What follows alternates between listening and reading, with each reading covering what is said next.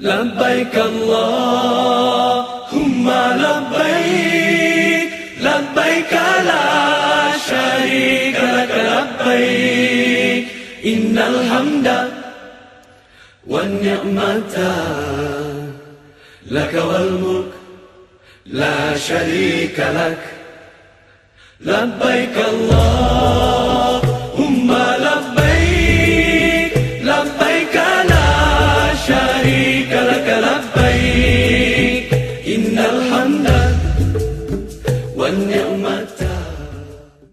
جی حضرت ہمارے ساتھ محمد نسیم ہیں شیفیلڈ سے. جی السلام علیکم. وعلیکم السلام ورحمۃ اللہ وبرکاتہ. Shazad Bhai, my name is Naseem. I'm calling from Sheffield, and inshallah, hopefully, I'll be going to do Hajj this year. MashaAllah.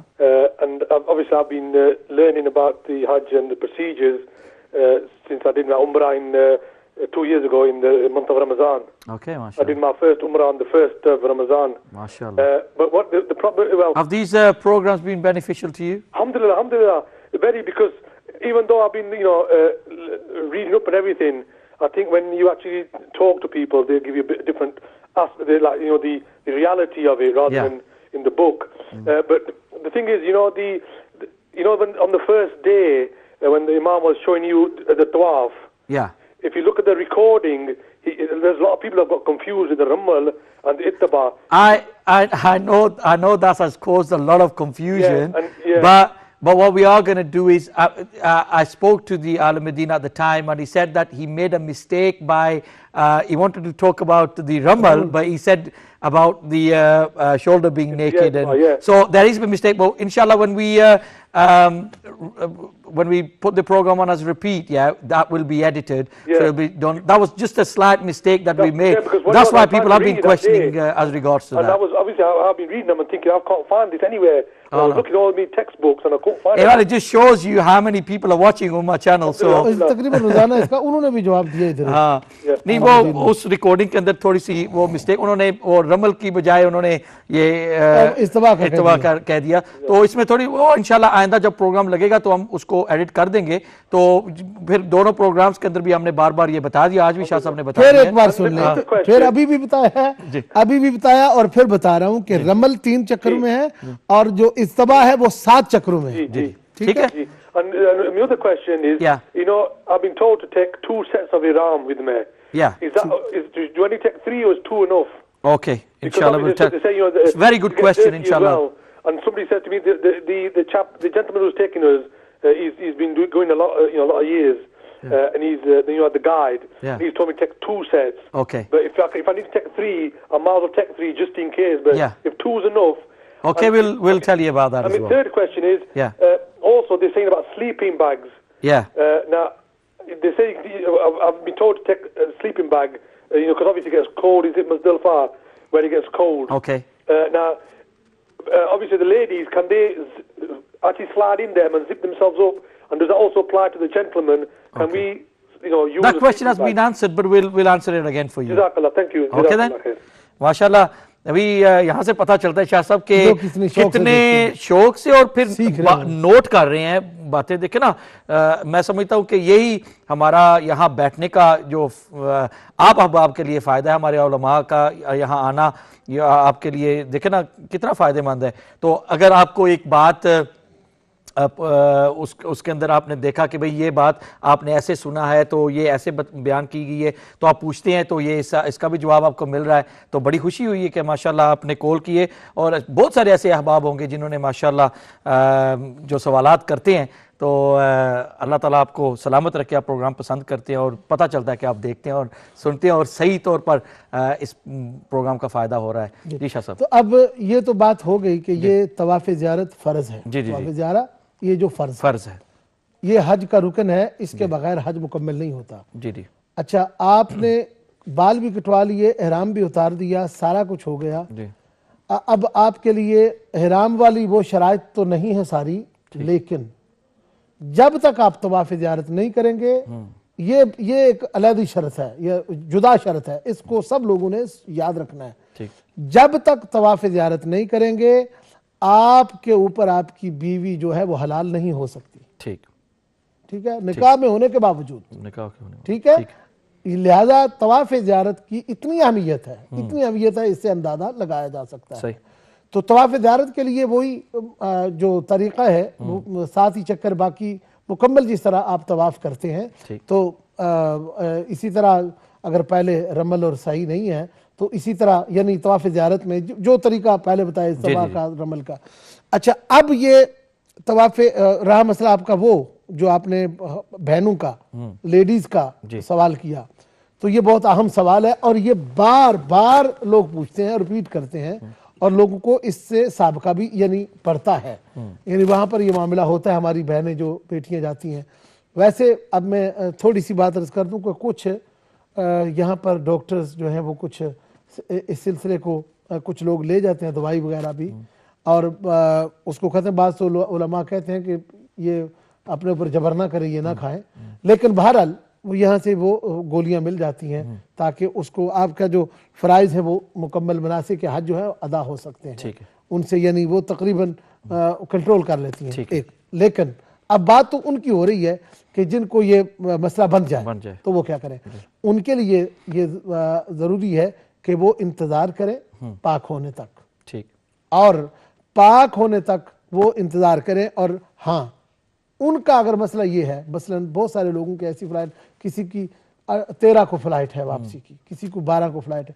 अब उलमा ने इस पर थोड़ी सी जो नरमी का इज़हार किया वो ये है कि अब वो क्या करें कि गुस्ल करें, साफ अपने आप को नला धला के, तो अब वो तवाफ़ कर लें और फिर इसके साथ वो बड़ा यानी दें या ऊँट दें या बदना दें, ये ऊँट दें या गाय, उसकी कुर्बानी दें और फिर तौबा इस्तगफार भी साथ करें, अपने इस गुनाह की अल्लाह से मुआफ़ी भी मांगे, ठीक है ये। लेकिन बेहतर ये है कि अगर उनकी, लेकिन तौबा क्यों करनी है, क्योंकि वो तो एक साइकिल है जिससे वो औरत ज़ात गुजरती है, तो उस मैं ये समझने की कोशिश कर रहा हूँ। बिल्कुल, आप सवाल आपका बहुत अच्छा है और यकीनन ये इस पर वजाहत होनी चाहिए। असल बात यह है शहजाद साहब कि चूंकि अल्लाह जल्ल शानहू व तम्मा एहसानहू ने इस अपने घर को, ये अल्लाह ताला का पाक घर है, ठीक, तो इस घर में दाखिला रोका है। चूंकि अब वो मर तो नहीं चले ना, वो ठहर तो सकते थे, लेकिन वो यही मजबूरी है उनकी कि वो उन्होंने आना है। पहले तो लोग जो 2-2 3-3 माह तक रहते थे ना वहां पर, ठीक, समझ आ गई।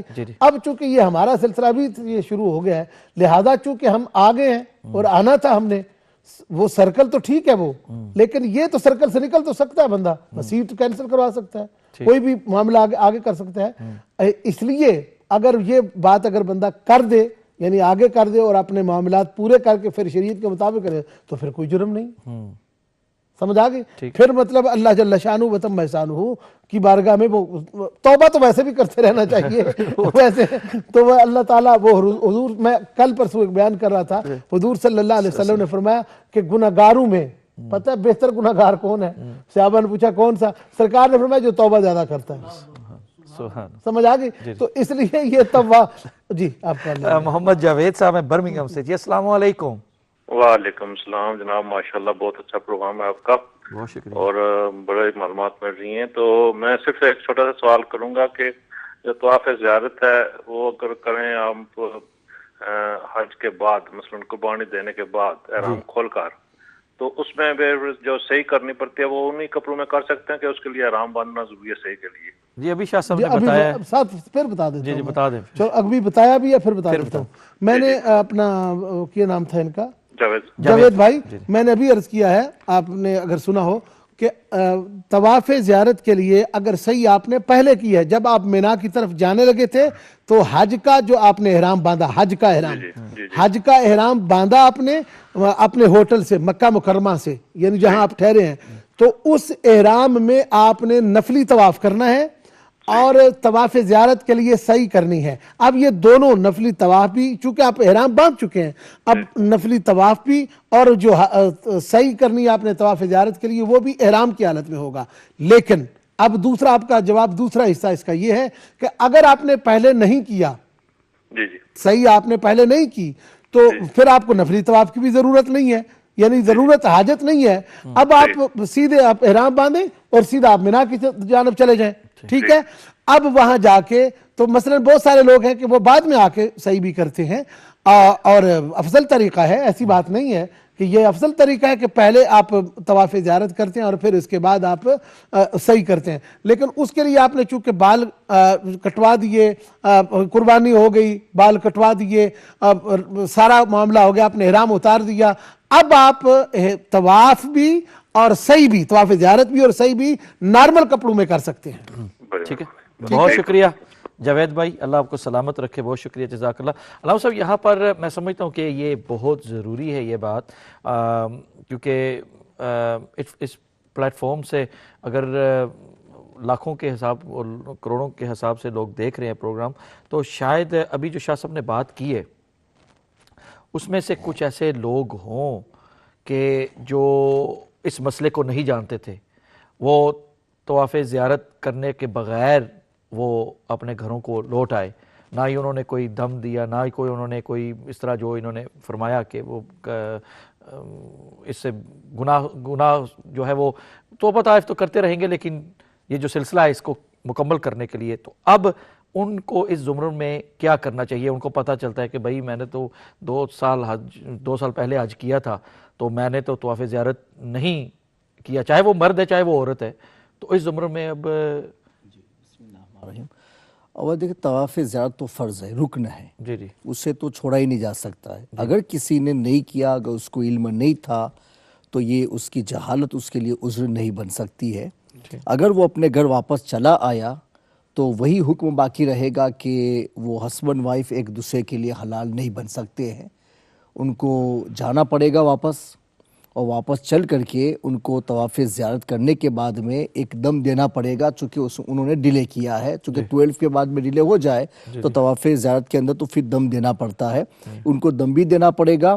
اور اس کے علاوہ انہوں نے جتنی مرتبہ یعنی وہ واپس چلے آئے، ان کو پتہ ہی نہیں تھا، تو ہسبینڈ وائف کے جو تعلقات تو ہوتے ہیں نا، تو ان تعلقات میں جتنی مرتبہ قربت ہوئی ہے ان سب کا علیحدہ دم ان کو دینا پڑے گا، سب کا۔ ٹھیک ہے، وہ اس لیے کہ وہ بالکل حرام ہی تھا ان کے لیے، وہ ہسبینڈ وائف حلال ہو ہی نہیں سکتے ہیں، تو جتنی مرتبہ قربت ہوئی اتنے گن کر کے دم دینے پڑیں گے، اور وہ حلال جب بھی پتہ چل گیا تو پھر ان کو علیحدہ ہونا لازمی ہے، اور جب تک وہ اپنی زندگی میں اس عمل کو پورا نہیں کریں گے وہاں تک حلال نہیں بن سکتے ہیں، یہ کرنا ہی ہوگا، اور پھر چل کر کے ان کو پھر دم دینا ہوگا۔ ٹھیک ہے، ہمارے ساتھ شازیہ بہنیں سٹوک آن ٹرینٹ سے، ہمارے پاس تقریباً 5-7 منٹ ہی ہیں بقیہ پروگرام کے، اور ہمارے پروگرام کی اب آخری کالر ہیں شازیہ سٹوک آن ٹرینٹ سے۔ جی جی السلام علیکم۔ وعلیکم السلام۔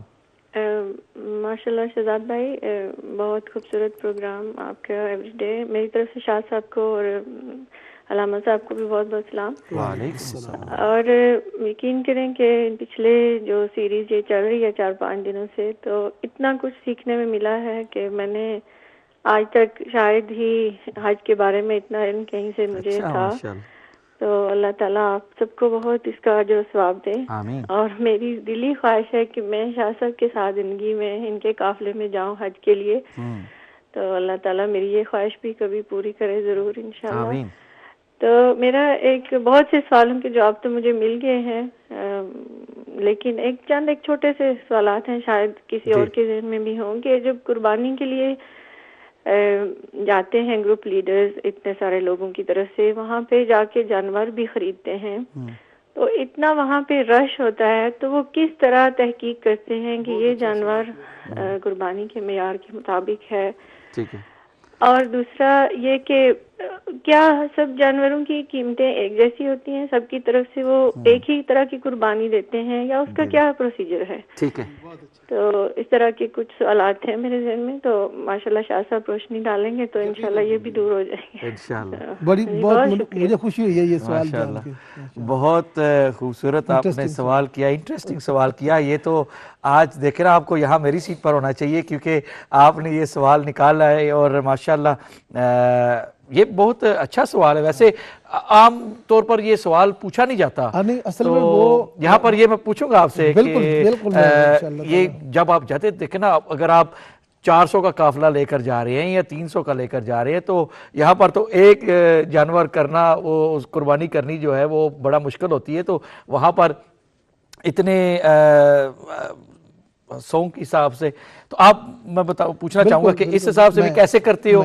और फिर जानवर क्या एक कीमत के होते हैं जैसे बहन? बिल्कुल बिल्कुल। पहली बात तो ये है कि बहन से मैं गुजारिश करूंगा, अभी मुझे 2-3 दिन हुए हैं जी जी वापस आए हुए, ठीक है, तो मैं 3 हफ्ते वहां रहा हूँ। ठीक है, मेरा काम क्या था, या तो वो मुअस्ससा में जाके वजारत हज में जाना और अपने पेपर्स वगैरह उनको पेश करके उधर इंतजार करते रहना, या फिर हर रोज, क्योंकि होटल तो मैं 4-5-6 माह पहले ले चुका था, ठीक है, हुजाज के लिए जी, या फिर जो कुर्बानियों वाले आते थे उनके साथ जाके माल देखना। ठीक है, पहला सवाल का जवाब इनके लिए ये है। और अभी भी देख के बातचीत करके माल देखकर जितना आया है वो अभी निशानियां ही हैं, माल अभी आएगा कुर्बानी का, क्योंकि बहुत ज्यादा माल तो अभी आएगा, ठीक है, करीब करीब जाके वो आता है। अब वहां पर हम देखते हैं, और मैं आप गुजारिश करता हूँ, मेरी हमेशा ये कोशिश होती है कि जो वहां पर कुर्बानियां अभी कुछ चंद सालों से मैं वेड़े समझते हैं, ये बैल जो है जी जी, वो, क्योंकि जब ये छोटे है ना बकरे, या ये बेशक ये थोड़ा सा आजकल ये महंगे पड़ रहे हैं, ये जो बैल है ये थोड़े से महंगे पड़ रहे हैं दूसरों से, लेकिन इसमें आपकी तसल्ली ये है कि आपने खुद, अगर कैमरा मुझे इजाज़त देता मैं दिखाना नहीं चाहता, आप खुद उसको ज़िबा कर सकते हैं, और ये रसूलुल्लाह सल्लल्लाहु अलैहि वसल्लम की सुन्नत है। हुजूर ने जो हज किया है, हुजूर सल्लल्लाहु अलैहि वसल्लम 63 कुर्बानियां मदीना तैयबा से लेकर आए थे, ऊंट कितने, 63, और मैंने पढ़ा है कि सरकार मदीना सल्लल्लाहु अलैहि वसल्लम ने 63 के 63 अपने हाथ से ज़िबा किया। वाह वाह वाह, माशाअल्लाह, सुभान अल्लाह।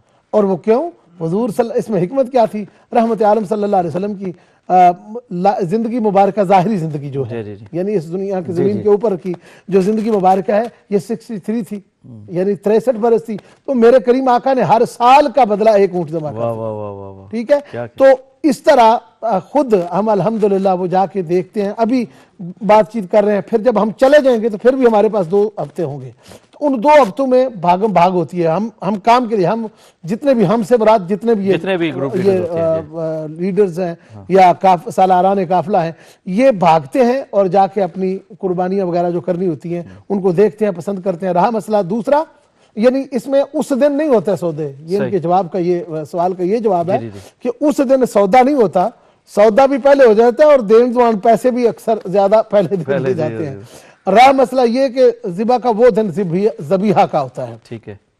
अब इससे आगे मैं ये बात अर्ज करूं कि वो एक तरह का माल, जिस तरह मैंने कहा कि बकरा भी होता है, अब वहां बर्बरी है, वहां पर एक दुम्बा होता है, एक आप बकरे की तरह होता है जिस तरह सोमाली बकरा होता है, फिर एक वहां पर तुर्की होता है, फिर एक वो बड़ा बहुत बड़ी सारी दुम्ब उसकी होती है, एक वो नस्ल होती है, वो 700 750 का उसकी रियाल उसकी कीमत होती है, 700-800 तक भी जाता है, यानी वो काफी बड़ा होता है।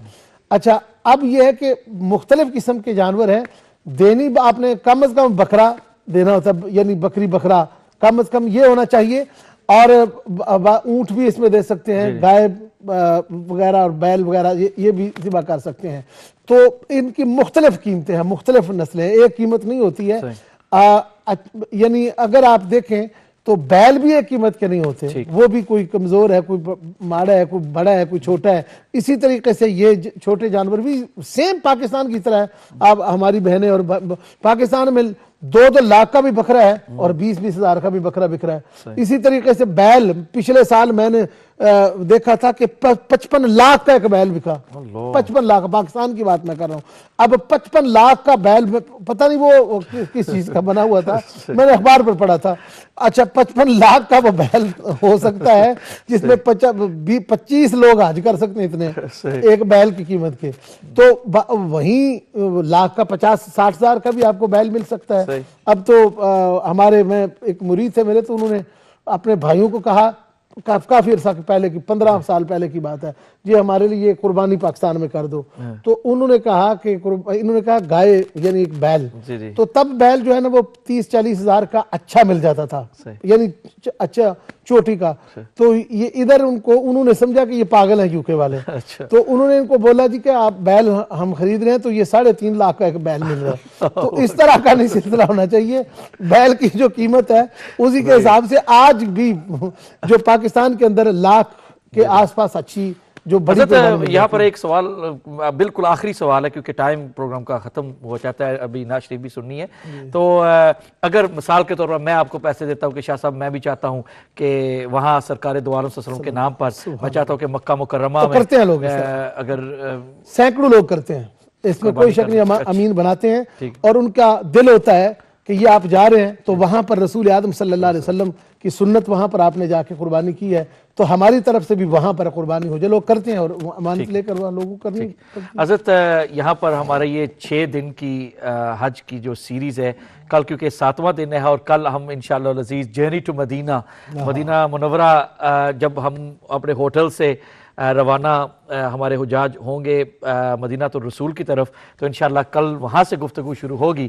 تو ابھی بالکل آخری 1-2 منٹ ہیں، تو میں چاہوں گا کہ یہ حج مکمل ہوا، پھر اگر حج مکمل ہو گیا ہے تو پھر مدینہ الرسول جانے کی کیا پڑی؟ کچھ لوگ کہتے ہیں نا کہ بھئی وہاں جانے کی ضرورت نہیں، حج کے اندر تو وہ آتا ہی نہیں ہے، تو میں چاہوں گا اس پر 2-3 منٹ میں آپ گفتگو جو ہے۔ بسم اللہ الرحمن الرحیم۔ دیکھیے رسول اکرم علیہ الصلوۃ والتسلیم کی بارگاہ کی زیارت کو بھی ایسے ہی فرض قرار دیا جاتا جیسے کہ حج ہے، تو لوگ مجبور ہو کر کے جاتے ہیں، اور اس میں پتہ نہیں چلتا کہ اہل محبت کون ہے جو اپنے دل سے اس بارگاہ سے محبت رکھ کے جاتا ہے، تو اللہ تبارک و تعالیٰ نے اپنے حبیب کی زبان پر اس کو محبت کے اوپر چھوڑ دیا کہ میرے محبوب وہاں اپنی بارگاہ میں تو میں فرض کر کے بلا رہا ہوں، اس کو مجبوراً آنا ہی پڑے گا، اور تیری بارگاہ میں جو میں بلا رہا ہوں تو ان کی محبت کے اوپر چھوڑ دیتا ہوں۔ اب جو تجھے ماننے والا ہے، تیرے دل اپنے دل میں تجھے جگہ دیا ہے، وہ تو چاہے گا کہ میں اس بارگاہ میں پہلے حاضری دوں اور پھر ادھر آؤں، اور جو جس کے دل میں ہی کمی ہوگی تو پھر وہ بہانہ بنا کر کے بھاگ جائے گا، تو اس طریقے سے لوگوں کا نفاق ظاہر ہو جائے گا۔ تو یہ محبت والوں کی محبت اور نفاق والوں کے نفاق کو اللہ نے اس کو اپنی رائے کے اوپر چھوڑ کر کے ظاہر فرما دیا۔ مولانا نے بہت اچھی بات کی ہے، بہت ہی شاندار بات کی ہے، ایمان تازہ ہو گیا۔ مقصد یہ ہے کہ میرے کریم آقا کی بارگاہ مومن اور منافق کی پہچان گاہ بن گئی، یعنی جو مومن ہوگا وہ تو جائے گا، وہ تو دیدار کرے گا کیونکہ وہ محبت کے لیے جا رہا ہے، اور دوسرا روکتا رہے گا، وہ کہے گا جانے کی ضرورت نہیں ہے، 3 مسجدیں صرف دیکھتے رہو، 3 مسجدیں دیکھو، باقی کسی طرف نہ جاؤ۔ تو جب کہ میں کہتا ہوں یہ بھی آپ اس پر بھی عمل نہیں کرتے۔ پوچھا کس طرح؟ میں نے کہا 3 کی بجائے 4 مسجد میں جاتے ہو آپ؟ مجھے کہتے ہیں جی کہاں؟ میں نے کہا آپ وہاں پر 2 رکعت نفل پڑھ کے، واہ واہ واہ واہ صحیح، 2 اس مسجد میں، مسجد قباء میں حضور کی حدیث مبارکہ ہے، تو وہاں پر حضور نے فرمایا جس نے 2 رکعت نفل پڑھے اس کو مقبول عمرے کا ثواب ہے۔ یہ بھاگ کے جاتا ہے عمرے کا ثواب لینے کے لیے۔ میں نے کہا کیوں؟ کہا رسول اللہ صلی اللہ علیہ وسلم کا فرمان ہے۔ میں نے کہا آپ تو کہتے ہو 3 مسجد صرف دیکھنی ہے، تو 4تھی مسجد ہے، لہذا مسجدیں دیکھنا تو اور بات ہے، پر مسجدوں والا دیکھنا۔ اصل یہاں پر بالکل آخری بات میں آپ کی دیکھیں نا، کچھ احباب جو ہیں وہ پہلے مدینہ الرسول جاتے ہیں، پھر حج شریف کے لیے جاتے ہیں، وہ کہتے ہیں کہ بھئی ہم نے پہلے سرکار دو عالم صلی اللہ علیہ وسلم کے پاس جانا ہے، وہاں سے حاضری ہوگی تو پھر انشاءاللہ۔ اور کچھ احباب ہیں ان کی ذہن یہ ہوتا ہے کہ بھئی پہلے میں اپنے آپ کو پاک صاف کر کے تو پھر مدینہ الرسول کی طرف جاؤں اور سرکار دو عالم صلی اللہ علیہ وسلم کی زیارت کے لیے، تو اس حوالے سے کیا اس سفر میں بارگاہ رسالت میں حاضری ہونی چاہیے، وہ چاہے وہ پہلے ہو چاہے بعد میں ہو، لیکن وہ آدمی کی اپنی نیت کے اوپر ہے کہ کچھ لوگ یہ چاہتے ہیں کہ ہم پہلے بارگاہ رسالت میں جائیں تاکہ آقا کی نظر میں آ جائے، آقا کی نظر و کرم کے ساتھ میں جب ہم ادھر آئیں گے حج کے لیے تو آپ کے صدقے میں، آپ کے وسیلے میں ہمارا یہ عمل قبول ہو جائے گا۔ اور کچھ لوگ یہ چاہتے ہیں کہ پہلے یہاں اپنے آپ کو پاک کرا لیں اور پھر بارگاہ رسالت میں پہنچے تو ہمارے آقا جب دیکھیں گے تو گناہ معاف ہو گئے ہیں تو امتی کو دیکھ کر کے بڑے خوش ہو جائیں گے، چلو میری بارگاہ میں پاک ہو کر کے آئے۔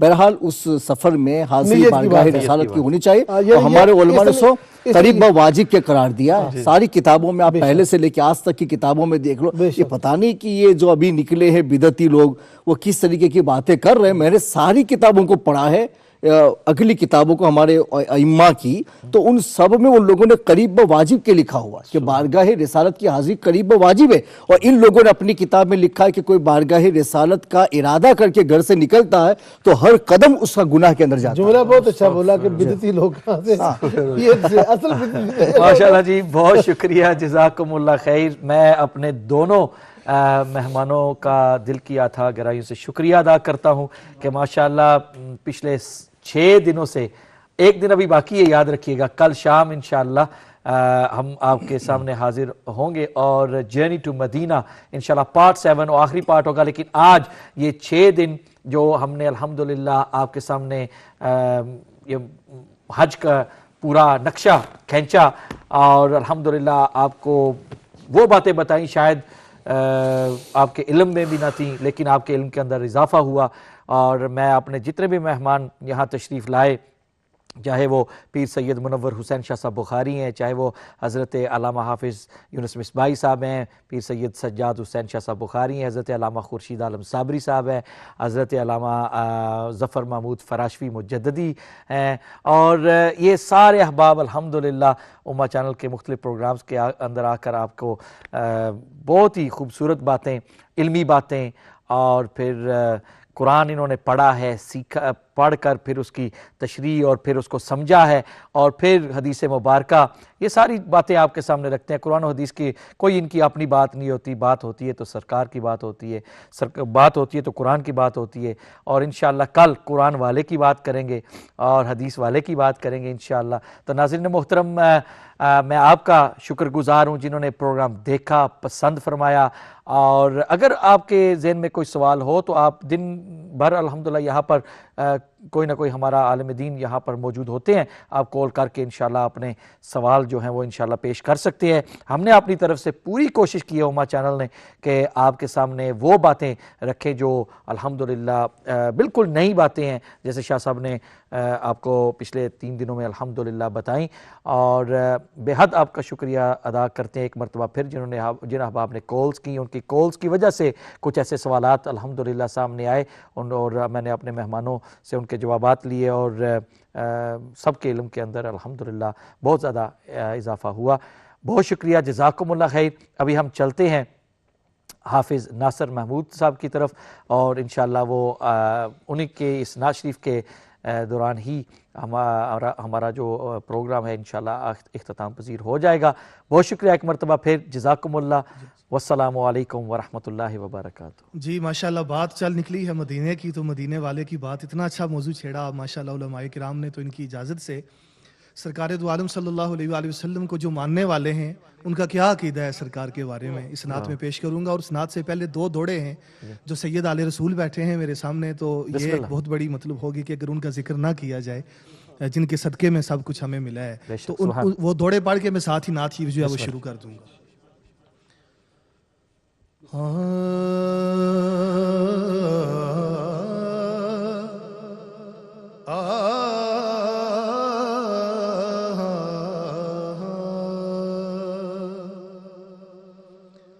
نماز روزہ و حج اس کا کسی کام نہیں,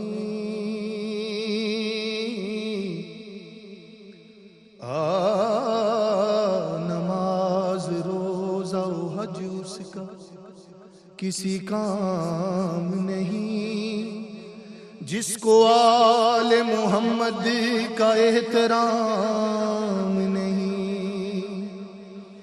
علی کو ماننے والا ہی علی کو ماننے والا ہی خاص مومن ہے,